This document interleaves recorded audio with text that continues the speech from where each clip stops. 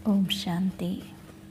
18/12/23 బాబా చెప్తున్నారు, మధురమైన పిల్లలు, ఆత్మ మరియు పరమాత్మల మిలనమే సత్యమైన సంగమం లేక కుంభము. ఇదే మిలనం ద్వారా మీరు పావనంగా అవుతారు. మళ్ళీ స్మృతి చిహ్నంగా వారు మేళాను జరుపుతారు అని చెప్తున్నారు బాబా. ప్రశ్న: పిల్లలైన మీలో ఏ విషయంలో చాలా వివేకం కావాలి అని అడుగుతున్నారు. జవాబు: జ్ఞానపు సూక్ష్మమైన విషయాలను అర్థం చేయించేందుకు చాలా వివేకం కావాలి. యుక్తిగా జ్ఞాన మార్గము మరియు భక్తి మార్గాలను నిరూపించాలి. ఏ విధంగా ఎలుక మొదట ఊదుతుందో ఆ తర్వాత కొరుకుతుందో అలా సేవయుక్తులను రచించాలి. కుంభమేళాలో ప్రదర్శని జరిపి అనేక ఆత్మల కళ్యాణం చేయాలి. పతితుల నుండి పావనులుగా అయ్యే యుక్తిని తెలియచేయాలి అని చెప్తున్నారు బాబా. పాట: ఈ పాపపు ప్రపంచం నుండి దూరంగా తీసుకువెళ్ళు. ఓం శాంతి.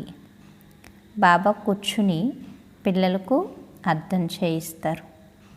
పాపపు ప్రపంచమని కలియుగి పతిత భ్రష్టాచారి ప్రపంచాన్ని పిలుస్తారని, మరియు పుణ్య ప్రపంచమని పావన శ్రేష్టాచారి సత్యుగి ప్రపంచాన్ని పిలుస్తారని బాబా కూర్చుని పిల్లలకు అర్థం చేయిస్తారు. పరమాత్మయే వచ్చి పుణ్యాత్మగా పవిత్ర ఆత్మగా తయారు చేస్తారని, పుణ్య ప్రపంచాన్ని తయారు చేస్తారని పిల్లలకు అర్థం చేయిస్తారు. హే పతిత పావన అని మనుషులు పతిత పావనుడైన తండ్రిని పిలుస్తారు. ఎందుకంటే తాను స్వయం పావనంగా లేడు. గంగను లేక త్రివేణిని పతిత పావనిగా భావించినట్లయితే మరి పతిత పావన రా అని ఎందుకు పిలుస్తారు? గంగా లేక త్రివేణి ఉండనే ఉంది, అయినా కూడా పిలుస్తూ ఉంటారు. ఎంతైనా బుద్ధి పరంపిత పరమాత్మ వైపుకే వెళ్తుంది కదా. బుద్ధి ఎవరి వైపుకి వెళ్తుంది చెప్పండి? తండ్రి వైపుకే వెళ్తుంది. జ్ఞానసాగరుడైన పరంపిత పరమాత్మ రావాలి. కేవలం ఆత్మని కాదు, పవిత్ర జీవాత్మ అని పిలుస్తారు. ఇప్పుడు ఎవ్వరూ పావన జీవాత్మలుగా లేరు. ఎప్పుడైతే సత్యుగి పావన ప్రపంచ స్థాపనను చేయాల్సి ఉంటుందో మరియు కలియుగి ప్రపంచ వినాశనం చేయాల్సి ఉంటుందో అప్పుడే పతిత పావనుడైన తండ్రి వస్తారు. తప్పకుండా సంగమ యుగంలోనే వస్తారు కదా. సంగమ యుగమును కుంభము అని కూడా అంటారు. త్రివేణి సంగమం ఉంది కదా, త్రివేణి సంగమం ఉంది కదా, దానినే కుంభము అన్న పేరును పెట్టారు. దానికి ఏ పేరు పెట్టారు? కుంభమేళ, కుంభము అని చెప్పి పేరు పెట్టారు. 3 నదులు కలుసుకుంటాయి. త్రివేణి సంగమంలో ఎన్ని నదులు కలుసుకుంటాయి? 3 నదులు కలుసుకుంటాయని అంటారు. గంగా, యమున, సరస్వతి. అంటే గంగా యమున కనిపిస్తుంది, సరస్వతి గుప్తంగా ఉంది అని. నిజానికి ఉన్నవి 2 నదులే. 3వ నదిని గుప్త నది అని అంటారు. ఈ కుంభమేళాలో పతితుల నుండి పావనులుగా అవుతారా?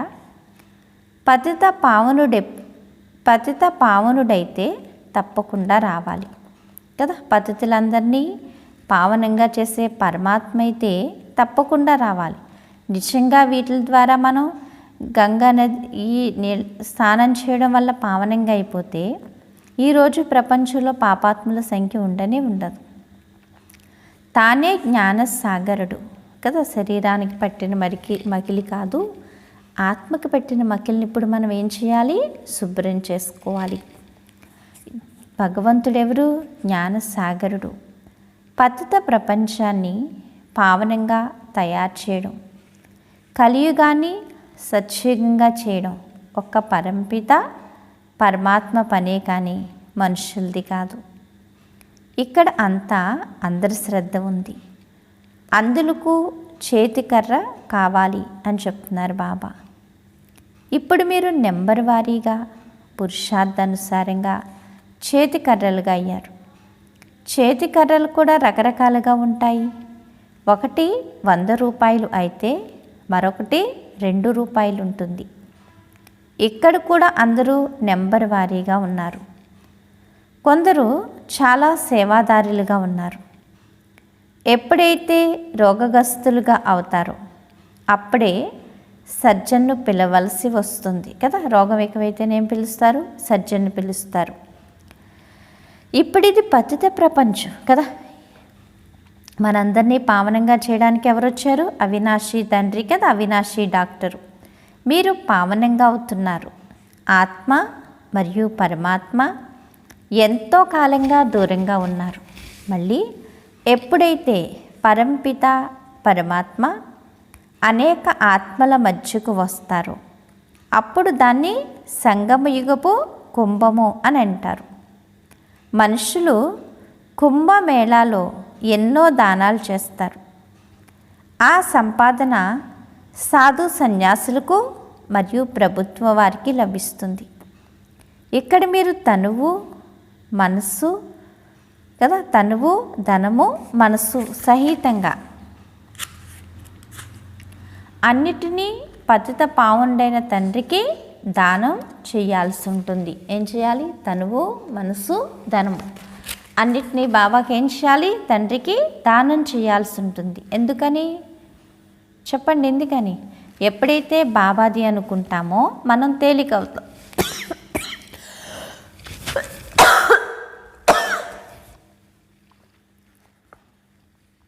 మంది అనుకుంటామో బరివైపోతాం. అందుకని తనువు మనసు ద్వారా ఏం చేయాలి? సేవ చేయాలి అని చెప్తున్నారు బాబా.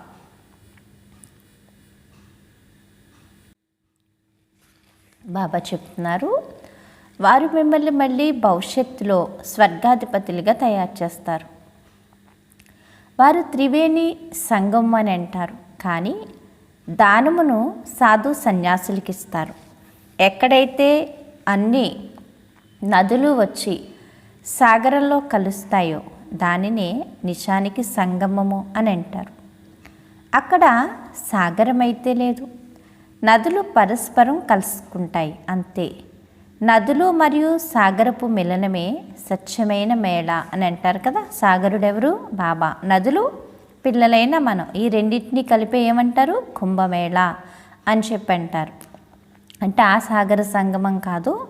ఇప్పుడు జ్ఞానసాగరుడు, ప్రేమసాగరుడు, పతిత పావనుడు కదా, సర్వుల సద్గతి దాతైన పరమాత్మను మనం ఏదైతే కలుసుకుంటున్నామో దీని యొక్క గుర్తే మళ్ళీ అక్కడ ఆ విధంగా చూపించారు. బాబా చెప్తున్నారు, స్వచ్ఛమైన మేళ అని అంటారు. కానీ ఇది కూడా డ్రామాలో రచింపబడి ఉంది. గవర్నమెంట్ వారికి కూడా రైళ్ళు, మోటార్ బళ్ళు, భూమి మొదలైన వాటి ద్వారా ఎంతో సంపాదన లభిస్తుంది. కావున అది సంపాదన మేళ. ఈ విషయాలను పిల్లలైన మీరే నిర్ణయించుకోగలరు. ఎందుకంటే మీరు ఈశ్వరీయ మతంపై నడుస్తున్నారు. కావున కుంభమేళ అర్థం తెలియచేయాలి. బాబా ఇటువంటి వ్యాసాలను ఇస్తారు. వివేకవంతులైన పిల్లలు వీటిని చేపట్టాలి. నెంబర్ 1 అందరికన్నా వివేకవంతురాలు మమ్మ. ఆ తర్వాత సంజీయుడు తాను పంచేందుకు కరపత్రాలు తయారు చేయాల్సి ఉంటుంది. ఈ త్రివేణి పతిత పావని కాదు, పతిత పావనుడు సర్వుల సద్గతిదాత ఒక్క శివబాబాయే. త్రివేణినైతే సద్గతిదాత అని అనరు కదా. ఈ నదులైతే లేవు, అవి వచ్చే విషయమే లేదు. పతిత పావన రా, నీవు వచ్చి పావనంగా తయారు చేయని గానం చేస్తారు. ఏమని పిలుస్తారో? భగవంతుడా రా తండ్రి అంటారు.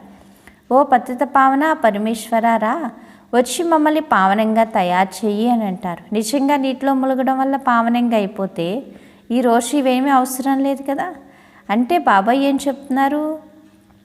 ఎందుకంటే ఇప్పుడు శరీరానికి స్నానం చేసినంత మాత్రాన ఆత్మకి పట్టిన మకిలిపోదు. ఆత్మ శుద్ధి అవ్వాలి అంటే పరమాత్మ యొక్క స్మృతి ఉండాలి అని చెప్తున్నారు బాబా.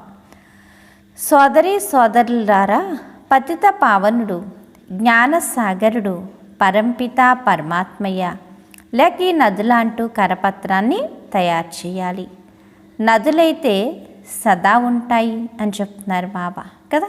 నదులైతే సదా ఉంటాయి అని చెప్తున్నారు. నదులు ఇప్పుడే కాదు కదా, ఎప్పటి నుంచో తరతరాలుగా. ఎందుకంటే సత్యయుగంలోనూ ఉన్నాయి, కలియుగంలోనూ ఉన్నాయి.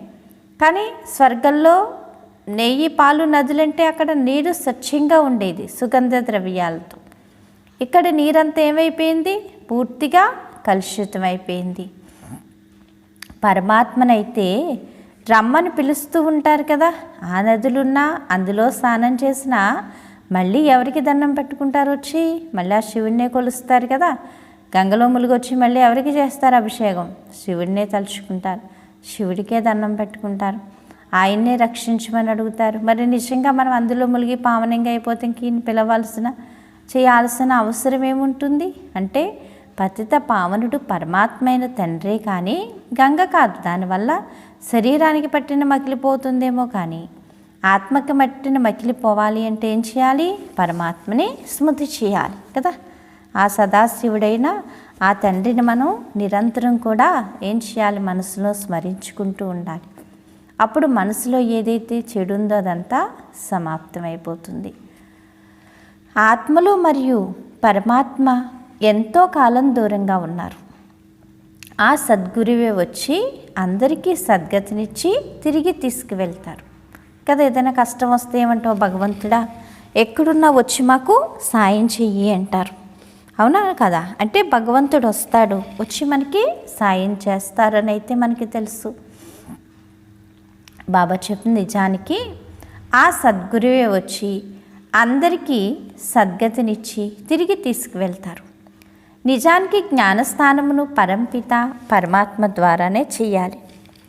పతిత పావన ప్రపంచ స్థాపనను పరంపిత పరమాత్మ చేయిస్తారు.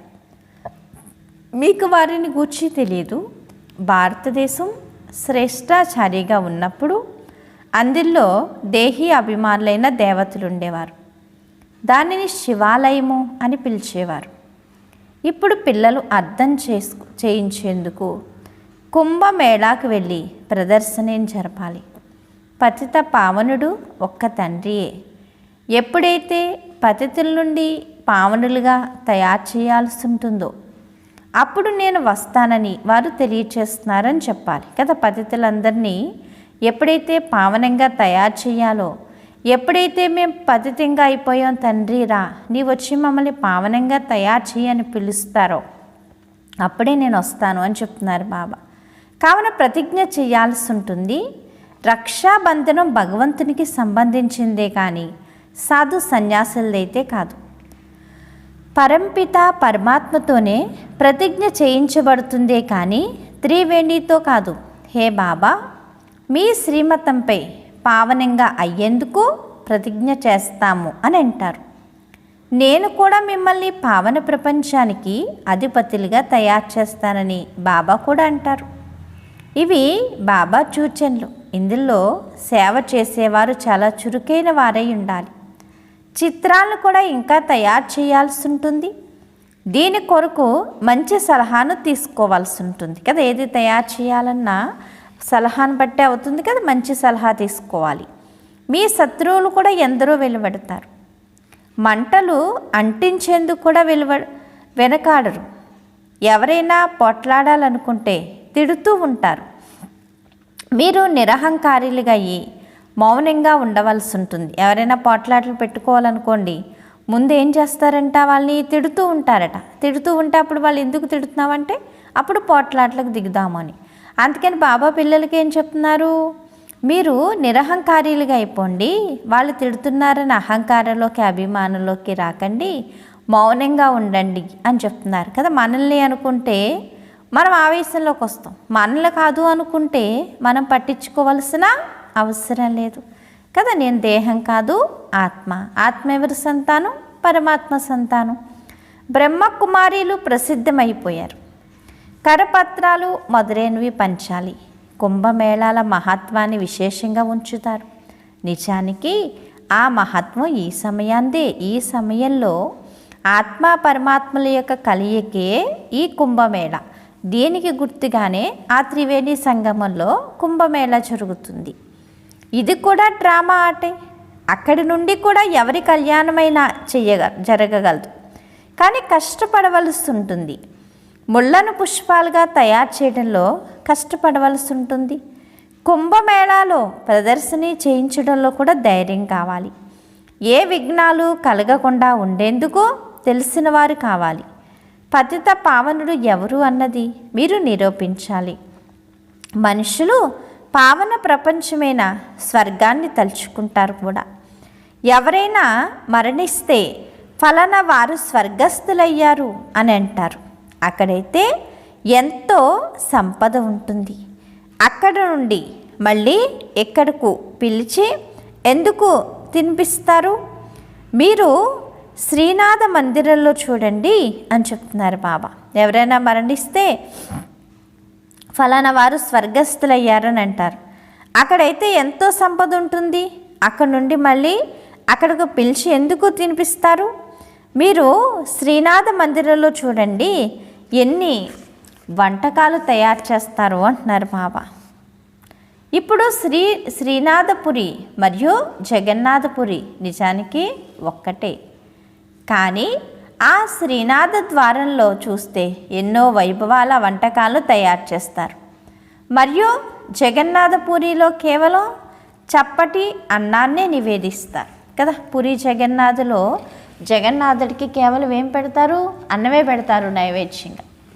అదే శ్రీనాథపురిలో అయితే అక్కడ ఏం చేస్తారట? 36 రకాల పిండి వంటలతో పోషణం నైవేద్యం పెడతారంటున్నారు బాబా. కానీ ఆ శ్రీనాథ ద్వారంలో చూస్తే ఎన్నో వైభవ వంటకాలు తయారు చేస్తారు. మరియు జగన్నాథపురిలో కేవలం చప్పటి అన్నాన్నే నివేదిస్తారు. నెయ్యి మొదలైనవి కూడా ఏమీ ఉండవు. సుందరంగా ఉన్నప్పుడు ఇటువంటి వంటలు మరియు శ్యామలంగా అయినప్పుడు చప్పటి భోజనం లభిస్తుంది అన్న తేడాను చూపిస్తుంది. అంటే శ్రీనాథుడు అంటే సత్యయుగానికి గుర్తు. అక్కడ ఆత్మకి 36 రకాల పిండి వంటలతో భోజనం ఉంటుంది.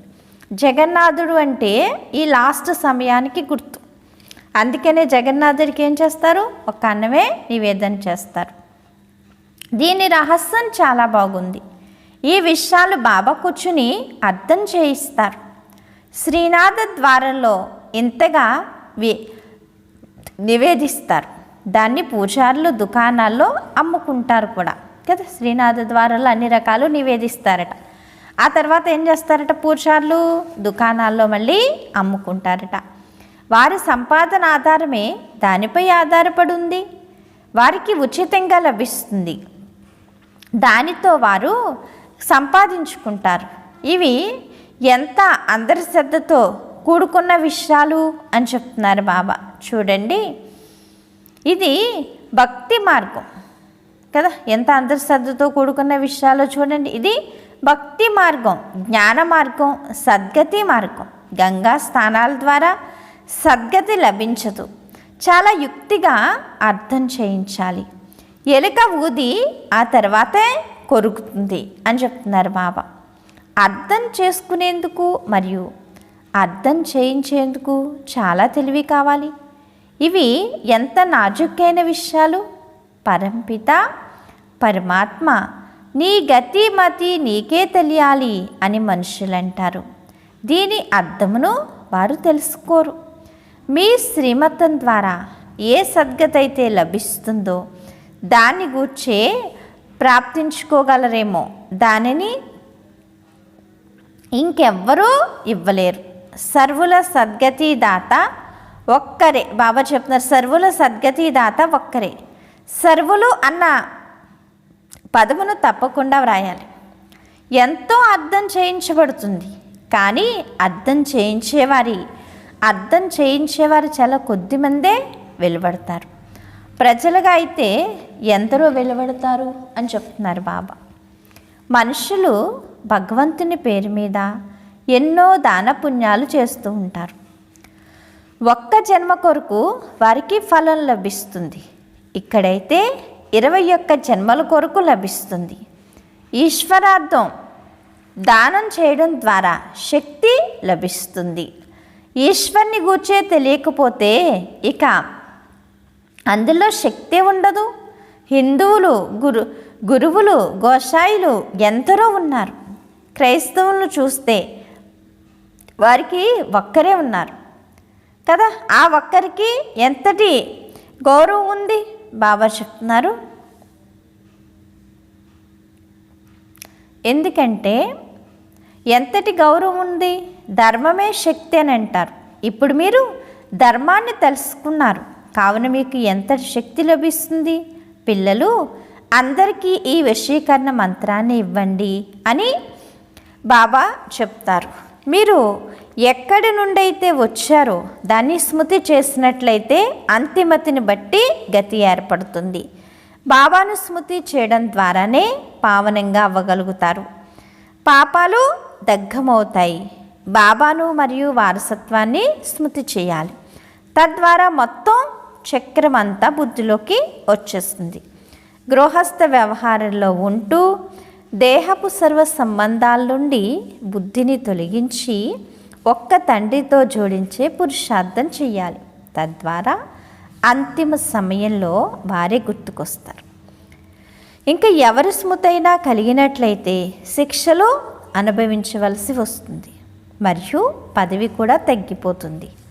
కావున నిజానికి కుంభము అని కల్పపు సంగమ యుగాన్నే అంటారు. ఇప్పుడు ఆత్మలు మరియు పరమాత్మ కలుసుకుంటారు కదా. ఆత్మ పరమాత్మ ఇప్పుడు కలుసుకుంటున్నారు. పరమాత్మయే వచ్చి రాజయోగాన్ని నేర్పిస్తారు. తాను పునర్జన్మరహితుడు. కానీ పిల్లలు కూడా అర్థం చేసుకోరు. శ్రీమతంపై నడవకపోతే నావ తీరానికి ఎలా చేరుకోగలదు? నావ తీరాన్ని చేరుకోవడం అనగా రాజ్య పదవిని పొందడం. శ్రీమతం ద్వారా రాజ్యం లభిస్తుంది. శ్రీమతంపై నడవకపోతే చివరకు అంతమైపోతారు.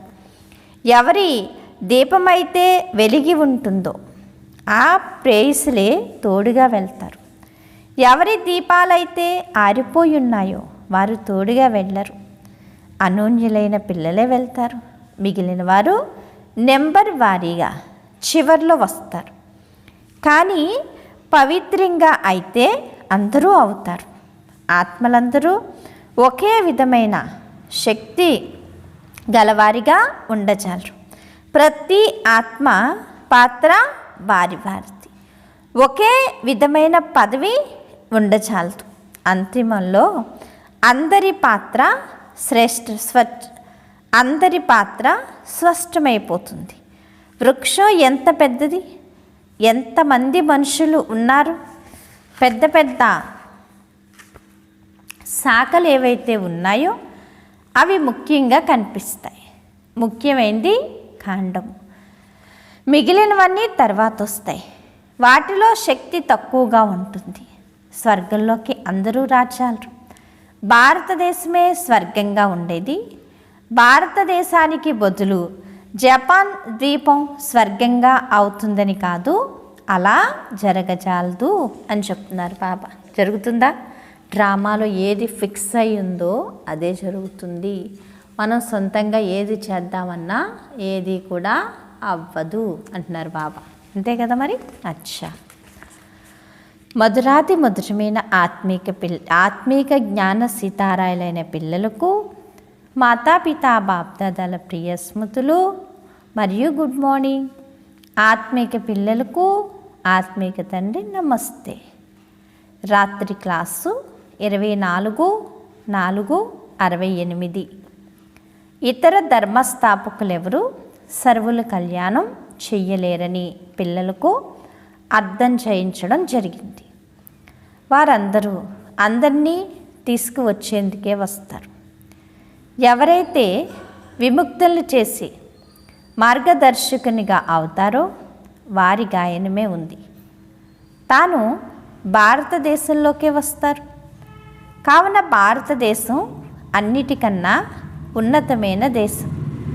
భారతదేశమును ఎంతగానో మహిమ చేయాలి. బాబాయే వచ్చి సర్వుల సద్గతిని చేస్తారు. అప్పుడే శాంతి ఏర్పడుతుంది. సృష్టి ఆదిలో విశ్వంలో శాంతి ఉండేది. స్వర్గంలో ఒకే ధర్మం ఉండేది. ఇప్పుడు అనేక ధర్మాలు ఉన్నాయి.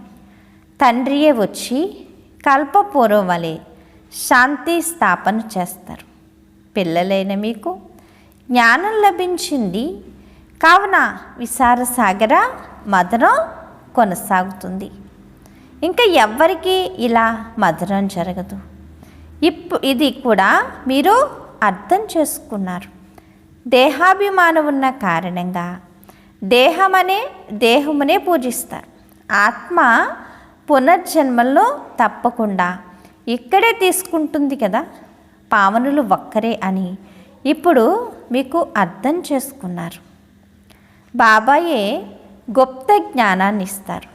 దాని ద్వారా సర్వుల సద్గతి జరుగుతుంది. హనుమంతుడు, గణేషు మొదలైన వారెవరూ ఉండరు. వారందరినీ పూజారులు అని అంటారు అని చెప్తున్నారు బాబా. అచ్చా, ఆత్మీక పిల్లలకు ఆత్మీక తండ్రి మరియు దాదాల ప్రియ స్మృతులు. Good night. ఆత్మీక పిల్లలకు ఆత్మీక తండ్రి నమస్తే. ధారణ కొరకు ముఖ్య సారం. ఫస్ట్ పాయింట్, శిక్షల నుండి తప్పించుకునేందుకు దేహపు సర్వ సంబంధాల నుండి బుద్ధి యోగాన్ని తొలగించి ఒక్క తండ్రితో బుద్ధి యోగాన్ని జోడింపచేయాలి. అంతిమ సమయంలో ఒక్క బాబా తప్ప ఇంకెవ్వరూ గుర్తుకు రాకూడదు అని చెప్తున్నారు బాబా. సెకండ్ పాయింట్, నిరహంకారులుగా అయ్యి సైలెన్స్లో ఉంటూ ముళ్ళను పుష్పాలుగా తయారు చేసేందుకు కృషి చేయాలి. శ్రీమతంపై అందులకు చేతికర్రగా అవ్వాలి. పావనంగా అయ్యి పావనంగా తయారు చేయాలి అని చెప్తున్నారు బాబా. వరదానము, పావనంగా ఏం చేయాలి? పావనంగా తయారు చేయాలి. ఈరోజు బాబా చెప్తున్నారు వరదానము, సమర్థ సంకల్పాల ద్వారా జమా ఖాతాలను పెంచుకునే హోలీ హంసభవ. హంసలు రాళ్ళు మరియు రత్నాలు ఏ విధంగా వేరు చేస్తారు, అలా హోలీ హంసలైన మీరు సమర్థతను మరియు వ్యర్థమును పాటిస్తూ రావాలి. లేకపోతే కదా బాబా చెప్తున్నారు,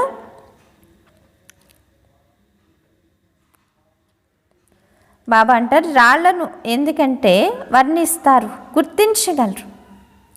ఏ విధంగా హంసలు ఎప్పుడూ రాళ్లను గ్రోజాలవో వాటిని వేరు చేసి గ్రహించకుండా వదిలేస్తాయో, అలా హోలీ హంసలైన మీరు వ్యర్థాన్ని వదిలి సమర్థ సంకల్పాలను ధారణ చేయాలి.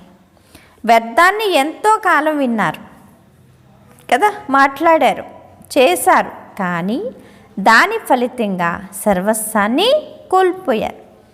ఇప్పుడు పోగొట్టుకునేవారిగా కాక జమా ఖాతాను పెంచుకునేవారిగా అవ్వండి అని చెప్తున్నారు బాబా. స్లోగన్ను, స్వయాన్ని ఈశ్వరీయ మర్యాదలనే కంకణంలో బంధించుకున్నట్లయితే సర్వ బంధనాలు సమాప్తమైపోతాయి. బాబా చెప్తున్నారు, స్వయం ఈశ్వరీయ మర్యాదలనే కంకణాల్లో బంధింపబడినట్లయితే సర్వ బంధనాలు సమాప్తమైపోతాయి అని చెప్తున్నారు బాబా. అచ్చా, మధురాతి మధురమైన ఆత్మీక తండ్రికి ఆత్మీక పిల్లల యొక్క ప్రియ స్మృతులు. గుడ్ మార్నింగ్ మరియు నమస్తే. నమస్తే నమస్తే. మధురమైన బాబా, ప్రియమైన బాబా, నా బాబా, థ్యాంక్ యూ బాబా, ధన్యవాద్. ఈరోజు స్వమానం, నేను స్వచ్ఛమైన హోలీ హంసను అనుకోండి. ఈరోజు ఏంటి స్వమానం? నేను స్వచ్ఛమైన హోలీ హంసను. అచ్చా, ఓం శాంతి. Thank you Baba.